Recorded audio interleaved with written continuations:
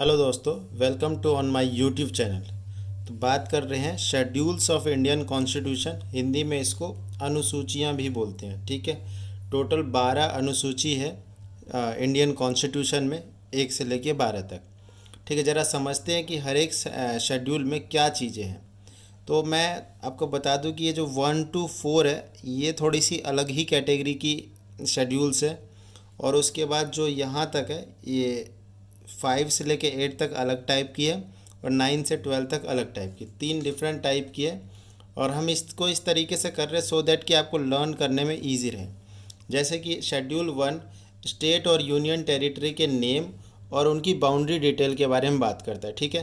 And schedule 2 power और salary के बारे में बात करता है। किसकी? तो प्रेसिडेंट की, गवर्नर की, स्पीकर की, डेप्यूटी स्पीकर। ठीक है, स्पीकर कौन होता है? लोकसभा का जो लोकसभा का स्पीकर होता है। ठीक है, तो लोकसभा और राज्यसभा, वैसे राज्यसभा में हम चेयरमैन बोलते हैं, बट यहाँ पर स्पीकर और डेप्यूटी स्पीकर ऑफ ही मान के चल रहे हैं हम। ठीक है, सुप्रीम कोर्ट और हाई कोर्ट के जज। तो मेनली सेकंड शेड्यूल में क्या है, पावर और सैलरीज के बारे में डिस्कस किया जा रहा है। शेड्यूल 3 में ओथ के बारे में, लेकिन किसको छोड़ के? प्रेसिडेंट एंड वाइस प्रेसिडेंट को छोड़ के ओथ के बारे में बोला जा रहा है। शेड्यूल 4 में राज्यसभा के मेंबर को काउंट कर रहे हैं। राज्यसभा के मेंबर स्टेट और यूनियन टेरिटरी में। आपको पता होगा कि जो स्टेट जो गवर्नमेंट ऑफ इंडिया या फिर जो संसद है, संसद कॉन्स्टिट्यूशन के आर्टिकल 2 और आर्टिकल 3 के अनुसार, आर्टिकल 2 में तो ये है कि किसी भी फॉरेन स्टेट को अपने में मिला सकती है, और आर्टिकल 3 कहता है कि जो इंडियन स्टेट्स है उनके नाम और बाउंड्री को चेंज किया जा सकता है। अच्छा, आप ज़रा ज़रा सोचो कि अगर कोई एक पर्टिकुलर कोई स्टेट है, लेट अस सपोज एक स्टेट ये है और एक स्टेट ये है बी, एक स्टेट ए है और एक स्टेट बी है, पड़ोसी स्टेट है। तो मान लो कि स्टेट ए का कुछ ये वाला हिस्सा काट के अगर स्टेट बी में मिला दिया जाए, तो बी का तो ए तो थोड़ा सा कम हो गया ना, और बी का एरिया बेटा जी बढ़ गया।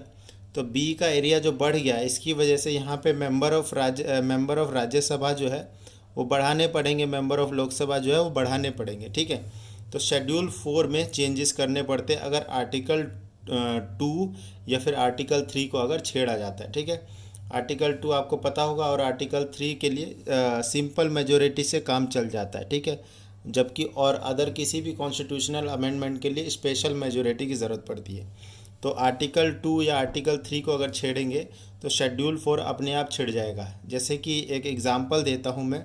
एक तो सिक्किम वाला एग्ज़ाम्पल है, जिसमें सिक्किम पहले इंडिया का पार्ट नहीं था, तो उसको इंडिया से जोड़ा गया था। तो इसमें क्या हुआ था, एक नया राज्य जुड़ा था, तो राज्यसभा का एक मेंबर, एक सीट जो वहाँ सिक्किम में भी अलॉट हुई। ऐसे ही जब आंध्र प्रदेश को तोड़ के तेलंगाना को अलग किया गया था, तो नंबर ऑफ राज्यसभा मेंबर जो चेंज हुए। अब ये जो है ना schedule 5, it's a very very important. Schedule area और शेड्यूल ट्राइबल एडमिनिस्ट्रेशन के बारे में बात करता है। इंडिया में बहुत सारे स्टेट ऐसे हैं जिसमें कुछ एरिया शेड्यूल या शेड्यूल ट्राइब है। तो शेड्यूल ट्राइब की जो ट्राइबल पॉपुलेशन होती है, उनकी जो एंशंट रिचुअल्स वगैरह है उसको बनाए रखने के लिए कुछ स्पेशल प्रावधान बनाए गए हैं। ठीक है, जो कि शेड्यूल 5 के अंडर में आते हैं। शेड्यूल 6 लगभग मिलता जुलता है, लेकिन यहाँ पे स्टेट मेंशन कर दिया गया। शेड्यूल 5 में तो थ्रू आउट द इंडिया, देखो ट्राइबल ऐसा नहीं कि सिर्फ नॉर्थ ईस्ट इंडिया में ही है। ठीक है, ट्राइबल इंडिया के हर एक पार्ट में है। ट्राइबल लद्दाख में भी है, ट्राइबल गुजरात में भी है, कुछ ट्राइबल जो मध्य प्रदेश में भी है, महाराष्ट्र में भी है। तो ट्राइबल पॉपुलेशन तो हर जगह है। तो पूरे इंडिया में अगर कहीं पर है तो वो शेड्यूल 5 के अंडर आएगा। लेकिन जो शेड्यूल 6 में कुछ स्पेशल स्टेट है, जैसे ये देखो, MMT है, ममता। एम से क्या है? मिज़ोरम। एम से मेघालय।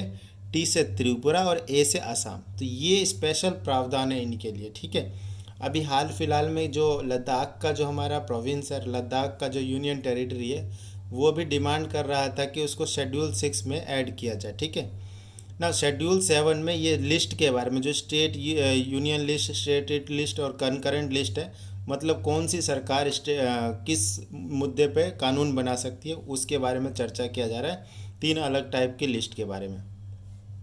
शेड्यूल 8 में ऑफिशियल लैंग्वेज, अगर कोई ऑफिशियल लैंग्वेज जोड़ी जाए या फिर हटाई जाए तो शेड्यूल 8 में ऑटोमेटिकली चेंजेस आएंगे। ठीक है ना। शेड्यूल 9 में किसी भी एक्ट या फिर रेगुलेशंस को की वैलिडिटी है, ठीक है, वैलिड है या नहीं है, उसको शेड्यूल 9 में, कोई नया एक्ट या नया लॉ पास होता है तो उसको शेड्यूल 9 में ऐड किया जाता है।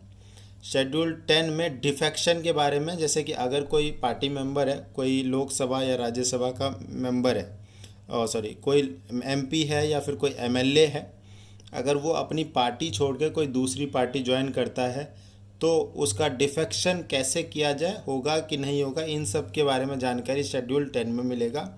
इसको राजीव गांधी की सरकार में 52nd अमेंडमेंट एक्ट के द्वारा 1985 में कॉन्स्टिट्यूशन में ऐड किया गया था। पहले 9 शेड्यूल ही हुआ करते थे, तो 10वां शेड्यूल जो है राजीव गांधी की गवर्नमेंट ने इसको ऐड किया था ना। शेड्यूल नंबर 11 क्या कहता है, ये power and responsibility of panchayat के बारे में बात किया जाता है। आपको पता होगा कि जो पंचायती राज व्यवस्था है ये इंडिया में एक्चुअल में 1992 में स्टार्ट हुआ by the 73rd amendment act. 73rd amendment में बहुत सारी चेंजेस हो गई थी संविधान में ना। द शेड्यूल 12 काफ़ी हद तक 11 की तरह ही है, बस शहरों में म्यूनसिपैलिटी होती है तो म्यूनसिपैलिटी की रिस्पॉन्सिबिलिटी और उसकी जो पावर के बारे में डिस्कस करते हैं, ठीक है। तो ये 74th अमेंडमेंट एक्ट के थ्रू ऐड किया गया था। Now this is enough, this is this is for the Indian constitution, ठीक है। Thank you.